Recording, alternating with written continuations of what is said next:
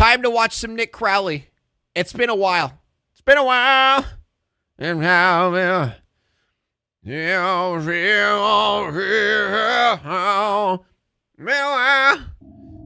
Wake and engine instruments are dependable. What is it? The internet's darkest corners 4. First officer and captain appear out into the distance to find the smooth, clear way ahead. Wait, is this the one that Nexpo did? August 31st, 1988. What the hell? An airplane sits motionless at the Dallas-Fort Worth Airport. Situation that... Ah, no, I didn't mean to do that! To find the smooth, clear way ahead. August 31st, 1988. An airplane sits motionless at the Dallas-Fort Worth Airport as passengers... Anyone know why he ain't live on YouTube? Twitch exclusive stream. We're doing a Twitch exclusive stream, all right?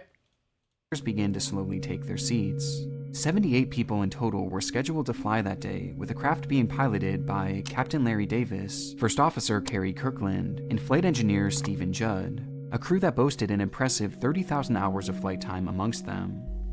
It was a notably windy day for the flight bound for Salt Lake City, Utah, so much so that by the time they had pulled away from the gate and reached the runway, a call was sent down to the cockpit directing them to hold their position for an additional minute, as the gusts now swelled more and more ferociously. The hold again left the craft stationary, allowing for a few Sort of loud bang upstairs. moments in which the crew members spoke amongst themselves. We forgot something on our first leg today. We forgot to discuss about the dating habits of our flight attendants so we could get it on the recorder, you know, in case we crashed and the media would have some kind of a juicy tidbit. Huh? What? Wait, let me get... To discuss about the dating habits of our flight Dating attendants. habits of our flight attendants so we could get it on the recorder, you know, in case we crashed and the media would have some kind of a juicy tidbit. Pilot was trolling. He was joking. Are you sure, chat? Maybe. The voice you're hearing is that of First Officer Maybe he Kerry knows Kirkland, who mentions a point that, in passing, seems completely out of the blue, that they should talk about the dating habits of their flight attendants, as it would give the media something to talk about in the event that they crashed. As bizarre as this line sounds, Kerry was actually referencing a separate incident that had happened not even a year before, with that being the crash of Flight 1713. Never mind. A few seconds of indescribable terror on runway 35. You should have a little treasure chest in the corner of each of your shorts. So they're booty shorts, you know, like butts, cute lady butts. What? Them, and not us. In that scenario, the pilots of the flight had also been awaiting takeoff, this time in the midst of a brutal blizzard. And rather than discussing their takeoff, they instead had conversations about the stewardesses on board, joking and laughing amongst themselves about the manner in which they dated around, with these pilots getting so lost in that conversation that they completely forgot to de-ice their plane. A mistake they likely never even realized, as just moments after takeoff, rather than the plane soaring high above their— How do you de-ice your plane? Like, what do you do? Is it like a defroster? Do they got like a full-on defroster for the entire plane? ground, it raised only slightly before falling limp, crashing into the dirt below it and killing 28 people on board, including those two pilots. The story made national and international headlines, making it a topical reference for Kerry to bring up, yet also a clearly inappropriate one, as he had failed to notice the irony in his words. Following the crash of 1713, new stricter guidelines were put in place so that pilots would keep their conversation focused on the takeoff process until they were well established in the air. Yet here, Kerry was joking around with the crew, not even noticing that he too was— You have to go outside with a hammer and a chisel and just... Do you get like a credit card? Like a plane-sized credit card? You know, like you do on your windshield, but you just do it the whole thing? You know? That'd work. Surely that'd work. Just everyone on the plane get out with their credit cards and just chisel it a little bit? Was creating a distraction. One that sucked in not only one of their flight attendants, but even the captain himself. We were just talking yesterday, you know, about 191 seems to be the classic airline crash that the news media goes for every time. Which led to Kerry providing one last bit of gallows humor. Yeah, you know that Continental that crashed in Denver? Did you read that? Yeah, they were talking about dating habits of one of the flight attendants. Had a real nice, yeah, that made me laugh, you know. We got to leave something for our wife and children to listen to. He was well aware of just how much the media loved a good plane crash segment, and unbeknownst to that distracted crew within the cockpit, they were about to give them a fresh story. I mean, at least he got it. You know, at least he did. Come on. At least he got. At least he got his just desserts. No, that's not. That line doesn't work here. Oh, fuck, dude! I had something. There was something. There's like a one-liner, and it was absolutely fire. If you guys actually heard it, if you heard it come out of my mouth, you would be blown away. You'd be like, holy shit, that was smart. But it's gone. But if you guys.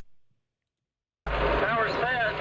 Engine instruments look good. Airspeed's coming up both sides. VR. V2. You're playing VR? Engine failure. We got an engine failure. We're not gonna make it. 941. Oh, power!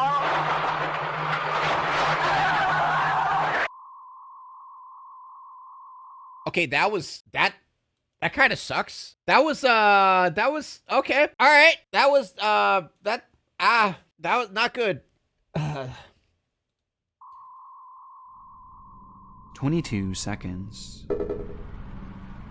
That's all the airtime the craft could muster. Oh, it didn't even get off the As ground, immediately basically. upon the wheels lifting off the ground, the craft began to roll right, with the wing striking the runway and catching on fire as it clipped a nearby antenna that was anchored to the ground. The plane was immediately uncontrollable and completely unable to gain any sort of significant altitude, as it fell into a pathetic descent and crashed into the dirt below it, sliding well over 1,000 feet before grinding to a halt.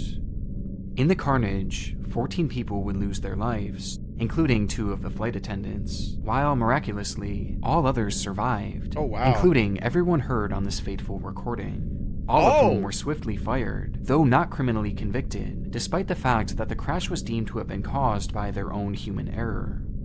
What the crew had failed to realize was that as they joked, that did not sound like those screams did not sound like they survived. That sounded like death. That's a death scream right there. Death to all of them. Flight attendants got objectified, then died. I know, right? Of course, they're the ones who die. joked about the pilots of Flight 1713 and their untimely distraction, they too had distracted themselves to the point of forgetting an integral step of the takeoff process. Survivor's guilt would be unending? Nah. I feel like survivor's guilt is only relevant when you are like the lone survivor, or maybe you and like a couple other people survived. I feel like the majority of people on the plane survived. So survivor's guilt isn't there. It only works whenever you're like the last one, you know? They had failed to lower their wing flap. Anytime someone dies, it can happen. Just normal guilt. Well, no, I don't believe that. I feel like it'd be more like, holy shit, I can't believe I survived that. And it would be less like, why did I survive? You know, it was only like, I'm not saying only 14 people, as in that's not a big number, but it's not like 90% of the people died. That's like 5%, maybe 10. 10% of the people died. So you are in the majority. So technically, like, I don't know. I don't think people would have survivor's guilt about that. bitch! Fuck you! Takeoff. And without these in proper position, the flight never stood a chance, making the final words inside that cockpit some of the most chillingly ironic ever recorded, with this audio going on to become yet another disturbing oddity found within the dark corners Of the internet. I see, I did. I was like, the title of the video. I'm gonna die. It's all the way up to my windows. I'm gonna die.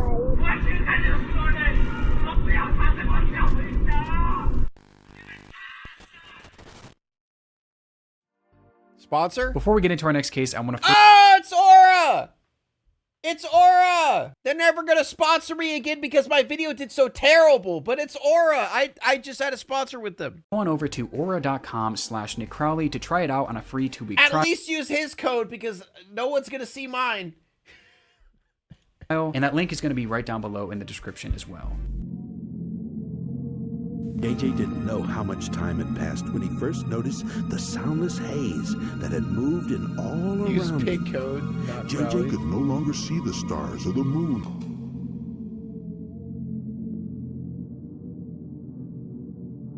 The world of flying is often a scary and complex one, and our first case shows just how important it is for pilots to properly check their crafts before taking off. Something that, even as a pilot in training, 18-year-old Connor Quisenberry understood all too well. Dude, that is a name. Quisenberry? J.R.R. Savka asked me what causes plane crashes. Yeah, plane crashes, let me tell you, they can be caused by a lot of things, huge things. Bad weather, it's a big problem. Can't control the weather.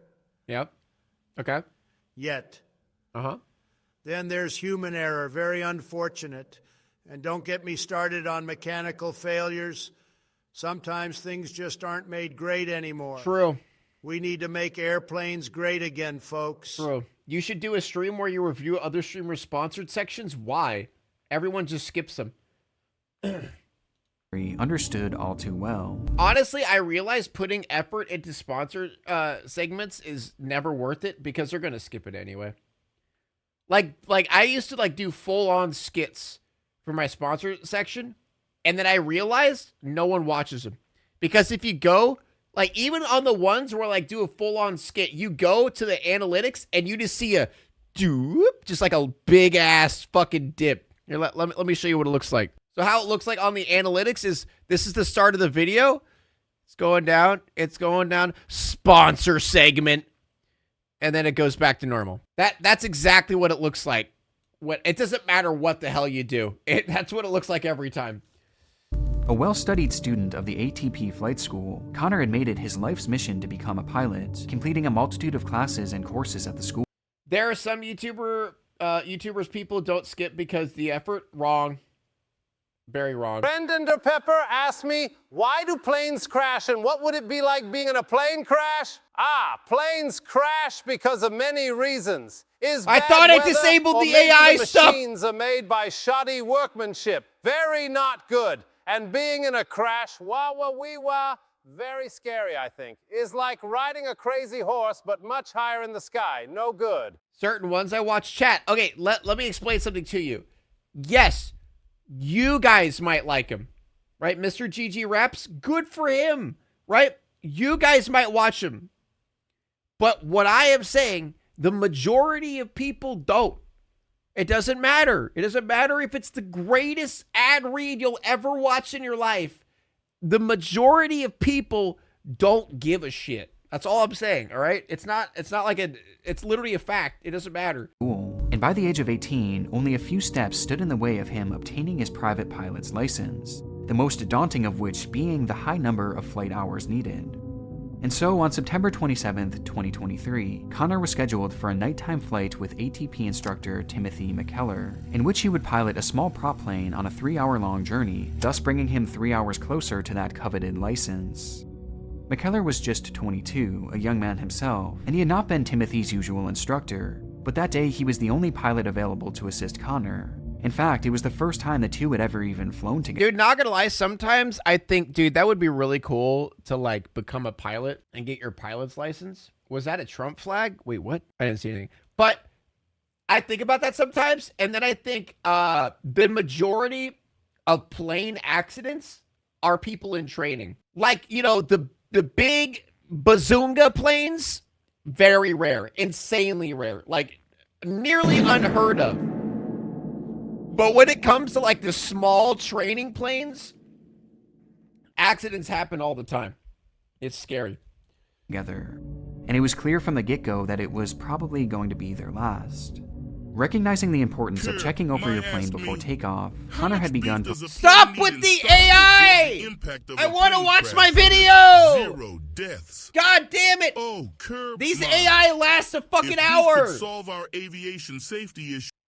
performing a lengthy check of the craft to ensure that everything was No in working offense, order. Kermai. Exactly It's what just- most it instructors would talks for probably so want to long. see from their students. But apparently not McKellar, as unbeknownst to Connor, his flight instructor had pulled out his cell phone during his checks and recorded the following video for his Snapchat.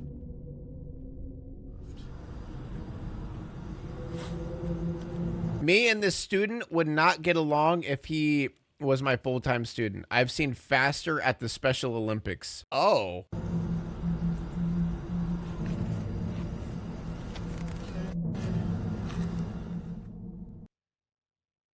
What a dick.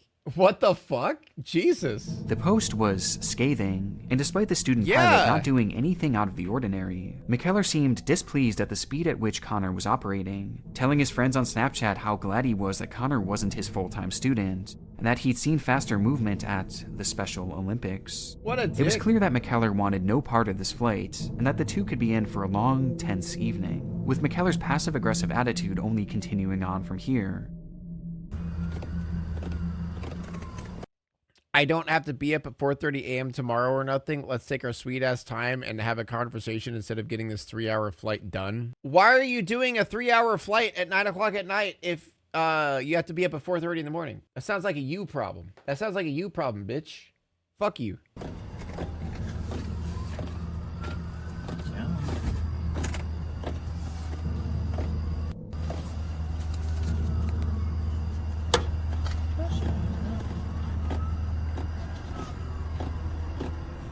Imagine a trainee taking all the safety precautions before they take off. Imagine. Imagine. Who even does that? The caption here sheds more light on why McKellar seemed so frustrated. As he typed, "I don't have to be up at 4:30 a.m. tomorrow or nothing. Let's take our sweet-ass time and have a conversation instead of getting this 3-hour flight done." But that frustration obviously can't excuse his comments or his demeanor, as in this scenario, he was the teacher, there to support and mentor Connor. Yet instead, he was lambasting him behind his back on social media, and making it apparent to the young student that he was being a burden, as he tapped his fingers obnoxiously on the plane. And these posts continued from here, as the next Snapchat shows that the two had finally made it inside the craft and had now taken off. It's going to be a long 3-hour flight with Forrest Gump Jr. Let me tell you, he is not still the smartest in his class. Dude, fuck this guy. I would crash it at this point. Dude, what a dick. Oh my God. Wow. Fuck this guy. Holy shit. Without further interruption, let's celebrate and suck Thank you, some ambiguous. For the 6 months.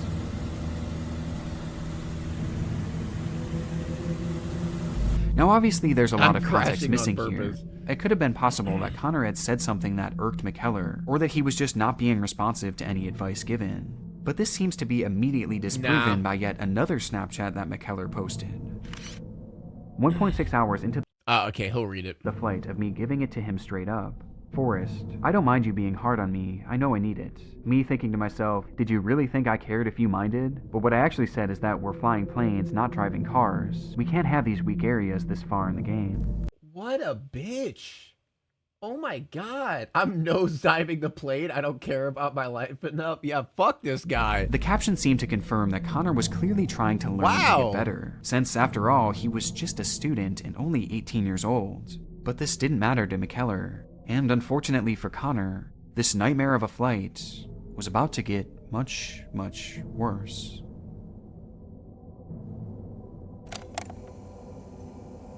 Headed our way like a group of pissed off hornets, McKellar posted, accompanied by a screenshot of a weather radar showing heavy rainstorms in the direction in which they were headed. This was the final post ever made to McKellar's Snapchat, as moments later, the small craft would lose contact with flight control and disappear into the stormy night sky. It wouldn't take long for the plane to be found, or at least what was left of it, as using the final posting from Timothy's Snapchat story, a search team was able to track the craft down to a wooded area behind a church, with the flight having ended in a terrible crash due to the turbulence from that storm. And inside that mangled mess of steel, like, couldn't bro just say, hey man, big storm coming, let's turn around and go back? were the bodies of Connor Quisenberry and Timothy But let's McKellar, just go a different direction. neither of whom survived the impact. with Connor's final night on this earth having been spent facing intense ridicule. Thank you so both much, in real Cubic. I life appreciate it. and on social media. Sorry, my headphones randomly just shut off, like the audio, and I have to reset the fucking drivers. More depressing content out there on the internet.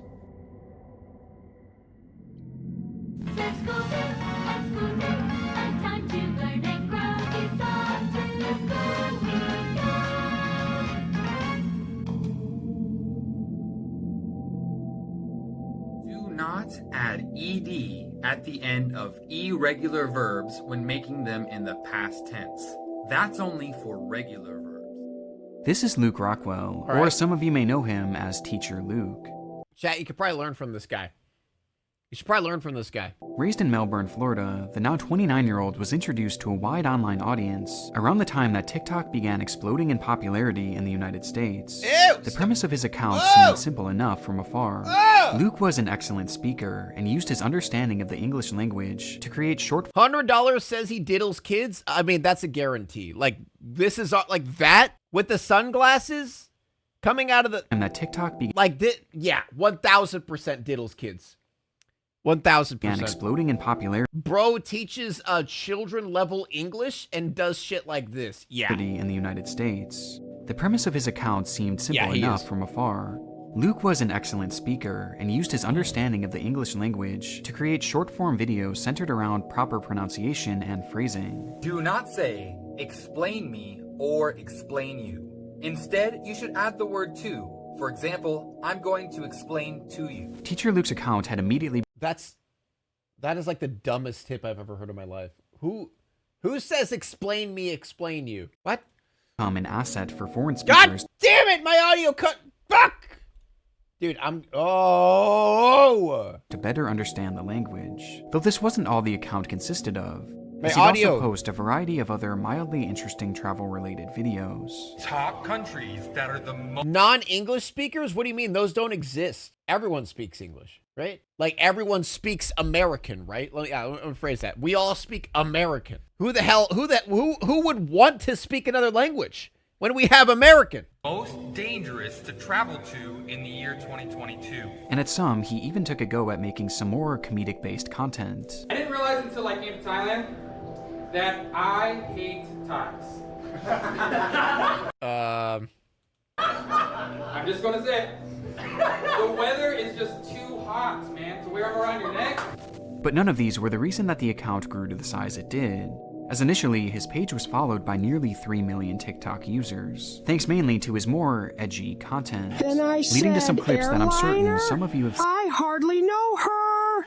Anyway, did you know the human stomach can blush and turns red when your face does? Yeah. This word. Today I'm going to teach 1 second, guys. My wife is calling me. you 3 different ways to say this word. Some have a hard R and some do not. Negro is the common word used to call black people in Thailand. When I first moved here, I was shocked to hear it because in Western culture, it's a pretty offensive word. It's hard to label this content that thrust Luke's page into the spotlight, but I guess it could be described as baiting his audience into thinking he's saying something problematic, but instead making it a loosely educational moment, thus vindicating himself from anything he said. Like I mentioned before, these videos were definitely edgy, so much so that in 2020, his page was actually terminated by TikTok, thus leaving him all My page was terminated too. But it wasn't for racism. We'll clarify that. the way back at square one. Undeterred though, he kept on creating, launching a new account under the username English with Teacher Luke. And within only 1 year, it had already gained over 1 million followers back. Jesus. 1 million followers on this account. Thank you guys so much. It's so crazy that 1 year ago on my old account, I hit 1 million on the same day. I know, that's so crazy, His man. content Oh, was wow. seemingly inevitable, with each video being primed for virality. But what many might not have known was that his passion for the English language, as unserious as it may seem from these videos, reached far deeper than just the online world.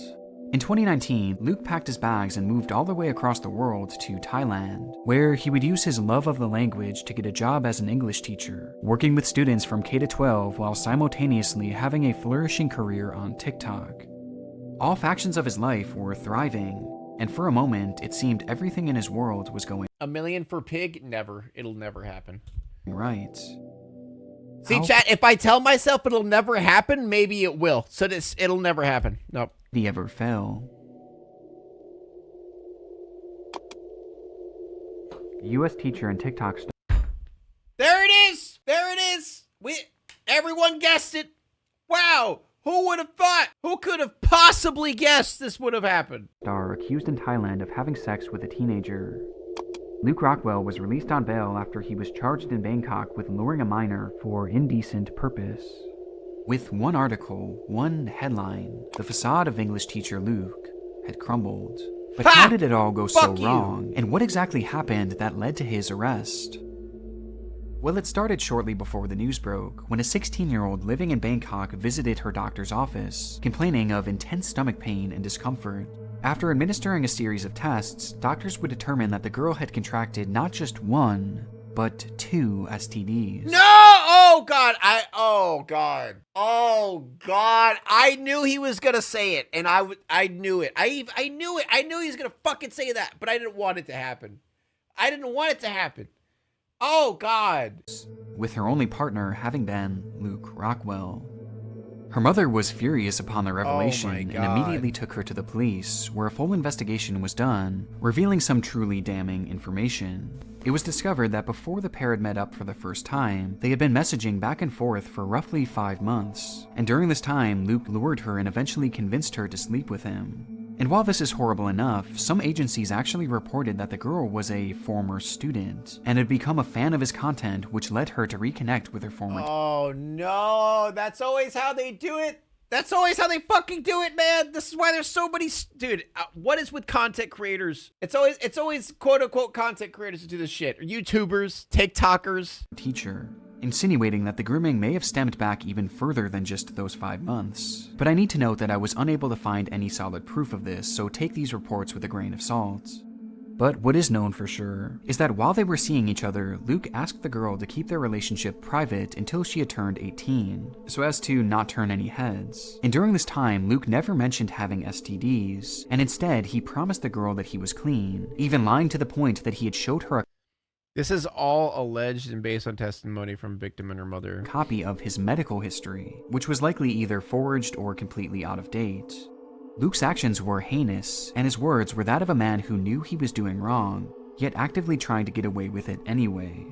And if all these charges weren't horrible enough, the investigation into Luke revealed one final proverbial nail in his coffin, as the investigators had discovered undeniable proof that these alleged encounters had taken place. Proof that came in the form of video recordings that were all done without the victim's knowledge. Following the discovery, Luke was arrested and his TikTok page was removed once more. Good. But despite the evidence for these charges lobbied against him, it appears that Luke isn't Pig, I actually paid you in out prison. for your At McDonald's least today. I didn't realize it was you until I googled your name. Toe makes me sad. I paid you out for your McDonald's. Huh? What are you talking about? No one paid for my McDonald's. not yet, as after quickly making bail, some internet He was your cashier, apparently? It probably wasn't me. users claim that they've seen him around Bangkok, enjoying his life and acting as if nothing happened, even posting stories on what appears to be his secret private Instagram.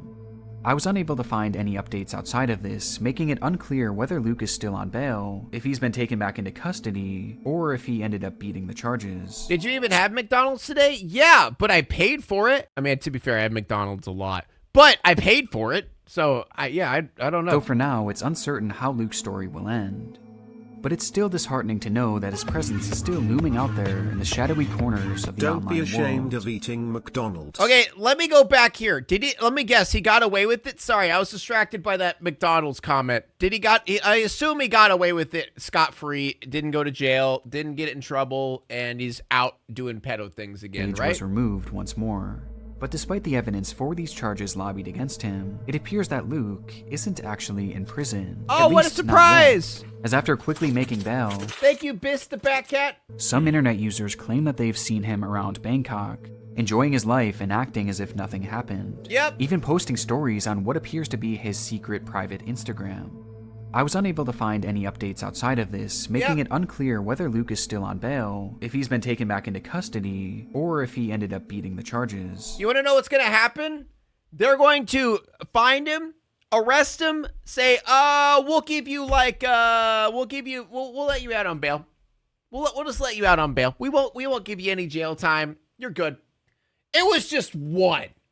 Like, you only did one, right? Like, it's not that big of a deal, right? That's what's gonna fucking happen. 'Cause that's what always happens. So for now, it's uncertain how Luke's story will end. But it's still disheartening to know that his presence is still looming out there in the shadowy corners of the online world.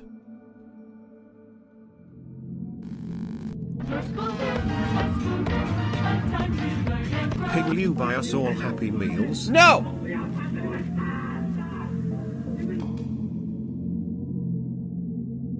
October 25th, 2022. The bell rings throughout the halls of the Jiuan Middle School in the Jiangxi province of China, marking the start of another class period. Jiuan was not your standard middle school. For starters... Wait!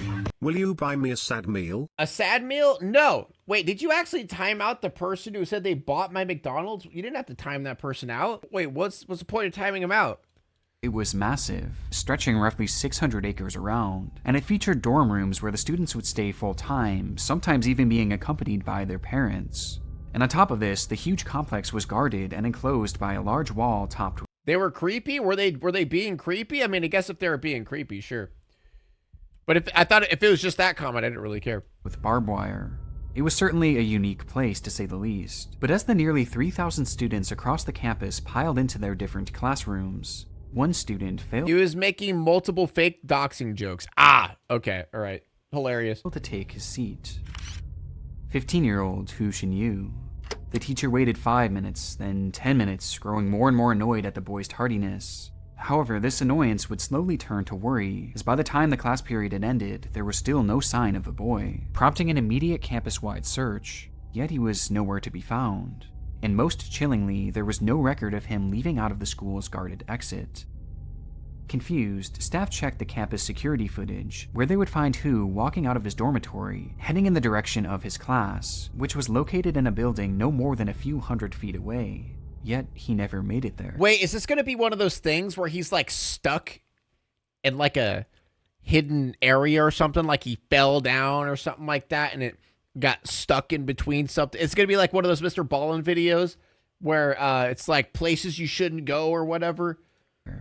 Instead, the campus cameras revealed a blind spot of only 10 meters between his dorm room and that class building. A blind spot that no student and likely no faculty, aside from maybe a select few, could have known about.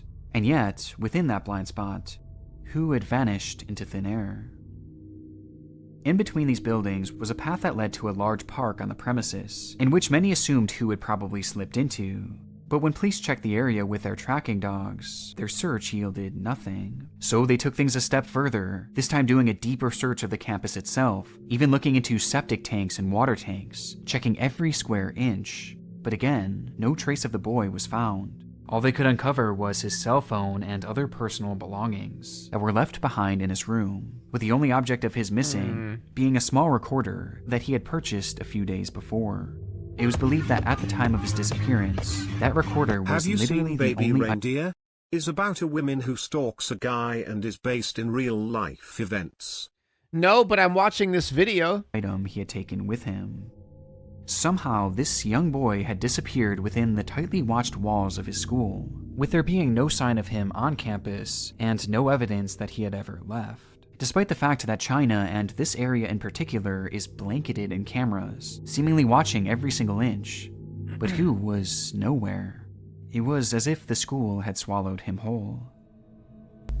Maybe it did? Shortly after his disappearance, Hu's mother began desperately posting to Douyin under the account Xinyu's Mother Searching for Son, where she begged the public for help in finding her missing child, with the clips of these plaintive pleas sparking immense interest from a vast number of people across the web, leading to the case immediately exploding in popularity that only continued to grow as new disturbing information began to surface. Wait, did they have something to do with it? Is this like a killing off your son to get some publicity Started situation? with a revelation made by an internet user in China who mentioned that Hu was not the first student to go missing from the school. Oh! In fact, these disappearances were becoming seemingly a yearly occurrence, prompting immediate speculation about the school and their potential involvement in these disappearances. Hold up. With the school becoming more suspicious, as reports began emerging that once police had arrived, they realized that there was data missing from the CCTV cameras, with many of the cameras on the premises conveniently malfunctioning on that specific day that Hu had vanished, Yeah, it could be almost as if the trafficking. footage had been deleted afterwards. But not before one of the guards had supposedly snuck a video, which he claimed exposed what really happened that fateful day.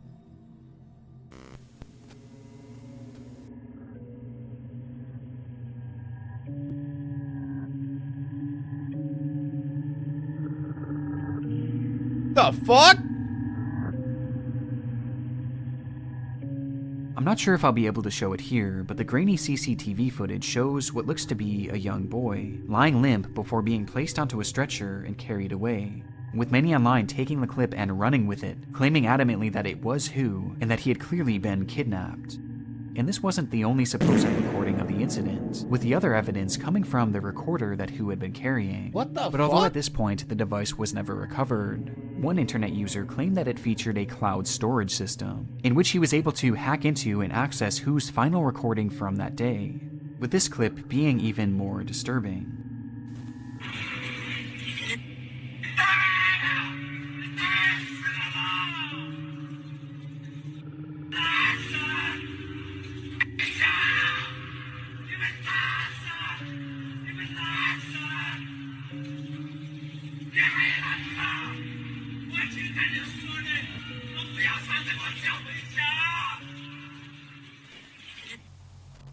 What the fuck? With all these claims and supposed evidence making their way across the internet, everything seemed to point to Hu's disappearance as being one massive conspiracy, one in which the school was not only working to cover up, but also seemed to actively play a role in.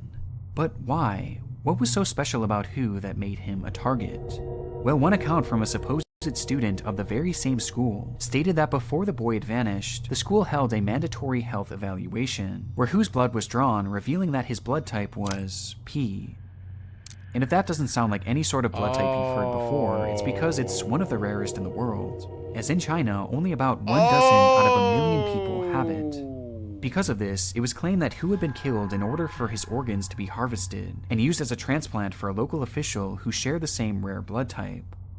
The story was compelling, and with the school's suspicious history of disappearances, That exists? Yeah, pea blood.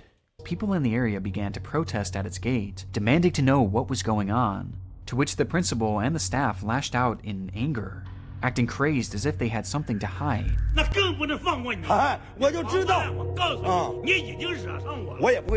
Which only added further fuel to the fire. What the And with all these fuck? disturbing accounts and details coming out from all across the web, the fire raged more and more intensely as the theories grew wilder and wilder, until January 29th, 2023, when a man walking his dog stumbled Recently? across the body of Hu Xinyu as it hung lifelessly in the woods, alongside a brick wall just barely 60 meters away from his school. Next to his body was the voice recorder that had multiple audio messages stating his intentions to end his own life, which was done using his own 2 shoelaces. In the time since his body was discovered, lots of new information has been brought forward by officials, who sternly stated that both the recording and the video of Hu had been completely faked, along with a variety of other details that the press had leaked, and that an autopsy revealed that he had no injuries other than those that were self-inflicted, and most importantly, that the body included all of its organs.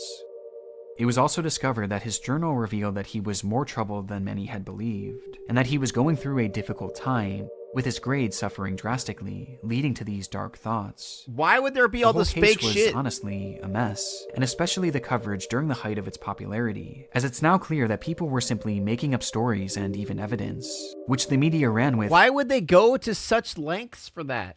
Without question, leaving us in a strange place where it's impossible to tell which stories and which details were actually real. But to this day, the case still remains polarizing, with many continuing their suspicion of the school and their involvement, Yeah, what about With the most other common missing arguments kids? being that the school had been searched over and over and over again, and yet no one saw the body?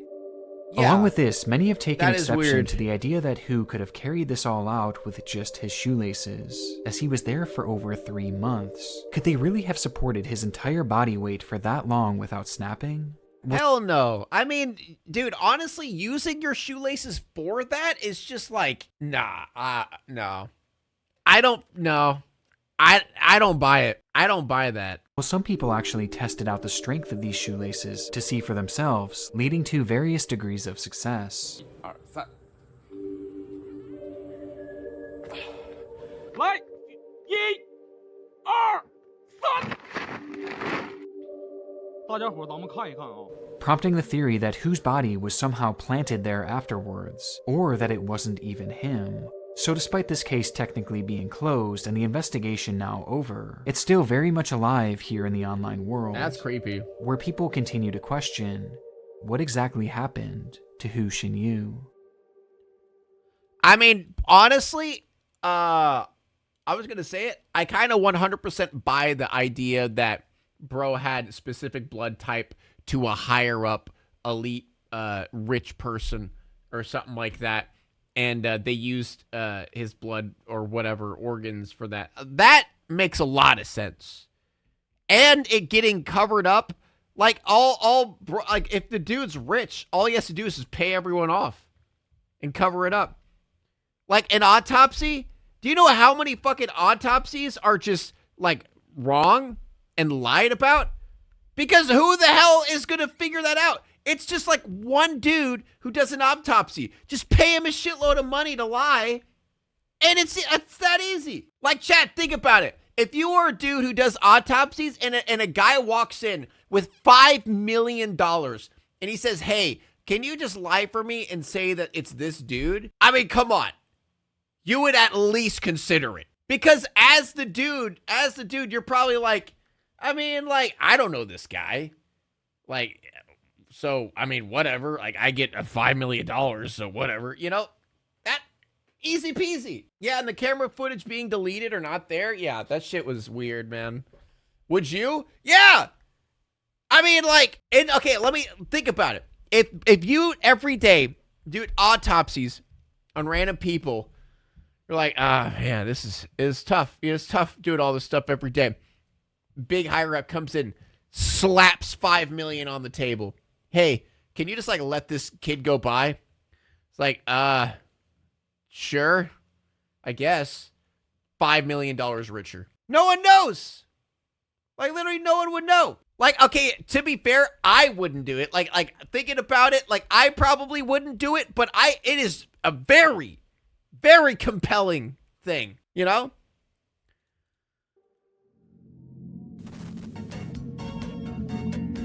Like, am I wrong? You guys would probably do it.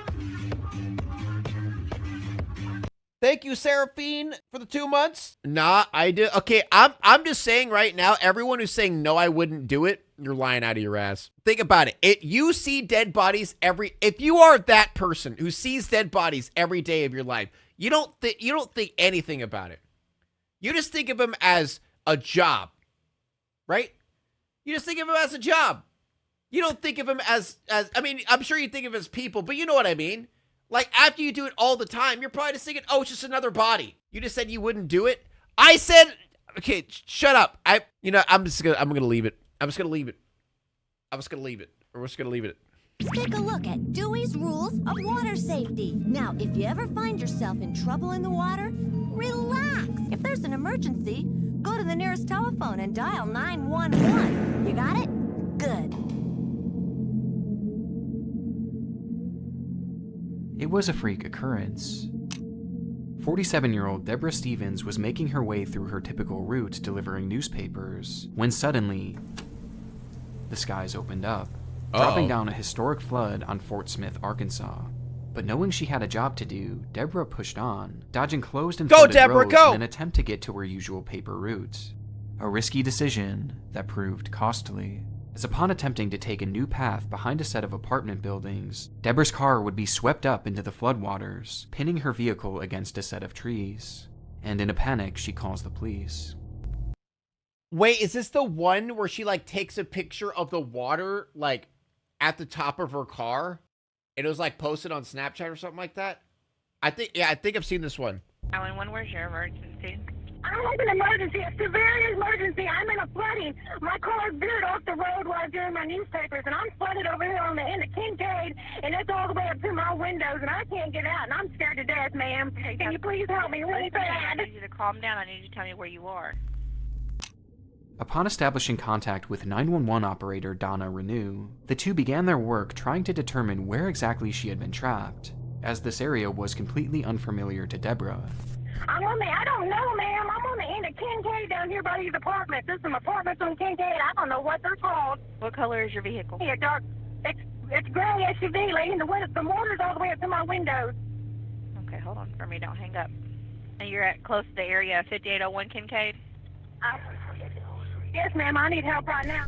The urgency of the situation is clear just by hearing Deborah's voice, as she pleads with the operator to send someone out to her as soon as possible, recognizing that the water was likely going to consume her in the following minutes, leading to Deborah growing Gotta respect the commitment to the job at least. panicked. Yeah. Please send somebody fast to get me. I'm scared. Okay, listen, I can't swim. I can't swim. I'm gonna drown. You're not going to drown. Just calm down. Well, ma'am, it's all the way up to my chest. Okay, please listen, hurry. I understand. Hold on for me. I'm scared. I'm sorry. It's fine to be scared. You have a right to be scared. I'm scared. Though this is where this fairly normal 911 call begins to take a strange turn, as Deborah's urgency was not reciprocated by the operator, who began to classic. To not only dismiss Deborah's worries, but seemingly become annoyed at the trapped woman. Somebody save me. Am I not on the phone with you trying to get you some help? Yes, okay, but somebody give me help before I die. I'm sorry. You're not going to die. I don't know why you're freaking out. It's okay. I don't know why you're freaking out. You're not gonna die. I don't know why you're freaking out. Wow. You're a goddamn dispatcher. You're supposed to talk to people who are about to die. That's your goddamn job. What do you mean? Hey, I know the water level is high. I understand that, but you're freaking out doing nothing but losing your oxygen up in there, so just calm down. But are they not going to come get me? You said what? I'm sorry? When are they going to be here? As soon as they get there. Ma'am, my phone. Oh my I'm God. going to die, and they're not going to find me, and it's going to ruin my brand new phone. Do you really care about your brand new phone? I mean, you're over there crying for your life. Who cares about your phone? Wow. Oh my God. Wow. And this frustration only grew more and more visceral, as she then began to place the blame onto Deborah for getting into this predicament in the first place. Hold on, okay? Thank you. I'm sorry if I'm rude, but I'm scared. You're not being rude. I know you're scared. Just calm down for me. I'm scared. I've never had anything like this happen to me before. Well, this will teach you next time. Don't drive in the water. Couldn't see it, ma'am. I'm sorry, or I wouldn't have. Dude, Deborah's being so kind. Like, in a dire situation where she is about to die, she's still apologizing for freaking out. You didn't see it. You had to go right over it, so... No, ma'am. Wow. I was in a parking lot. There was no water where I was at. Okay. The water just didn't appear. At this point... Wow. Wow. Oh my God. The call had been going on for well over 15 minutes, but still no help had become visible to Deborah, who, despite knowing just how close to death she was, remained as composed as she could be, just thankful to have someone there talking to her, even if that person on the other end of the line was dismissing her and demeaning her. I'm sorry, ma'am. What's your name? Donna. Donna, thank you for being here. Dude, Deborah doesn't deserve this, man. She's so nice. Oh my God. She does not deserve this shit. Oh my God. Good morning, Miss Donna. You're welcome. Though all of this failed to stop the obvious annoyance of the operator, who after nearly 20 minutes now, couldn't help but sneak in a laugh. In between both apartment complexes on this street, at the dead end. In the very back side, there's a bunch of trees. I don't know. Right there, she showed 5801 at the end. Before finally just losing it. These people are out, they can all see me. They're all standing out there. This is the worst. Miss Debbie, you're going to have to shut up, okay? I need you to listen to me. Yes, ma'am. The whole call had been leading up to this moment, as Donna's frustration had finally boiled over, as she straight up tells the helpless woman to shut up. Though despite this demand, Deborah couldn't keep quiet for long, as the situation that was teetering on the edge of life and death suddenly collapsed. It's helping me pin your location, so don't hang up on me. Okay, where are you moving to? Tell me where it's going.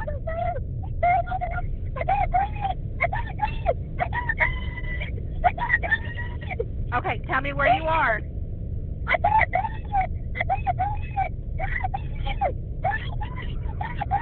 Listen to me, hold on. I'm on the phone with her right now. She is legit freaking out. She said the vehicle is now moving in the water and she doesn't know which way it's going, so stand by. Bye. Bye. Oh god, I need a break. I need to pause for a second there. Oh my god, that was rough. Whoo! Fuck me, dude. I wish the roles were reversed, man. I wish Donna was in that fucking car.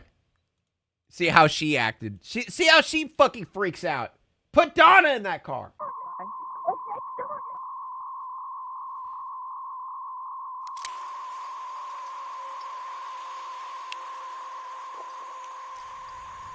I'm standing around the very back side of the apartment complex on the southeast side, and the only part of her car I can see is the roof and the dome light that's on in it. I can't get out there to her, and you're gonna have to wait out here to me to get to me, so... It would take officers approximately 12 hours to find Deborah's car, where inside she was dead. Her final moments of life being captured on a 911 call, where the operator couldn't even pretend to care. And her predicament was made even more heartbreaking in hindsight, as it was revealed that Deborah was handicapped and couldn't even swim. In fact, she had a crippling fear of water. Following the release of this dispatch call to the public, heavy criticism was immediately placed onto Donna Renew, with hundreds and thousands of people signing petitions calling for criminal charges to be made against her. Please. But no such charges were ever made. Of course. In fact, she wasn't even fired for her role, because I hate everyone!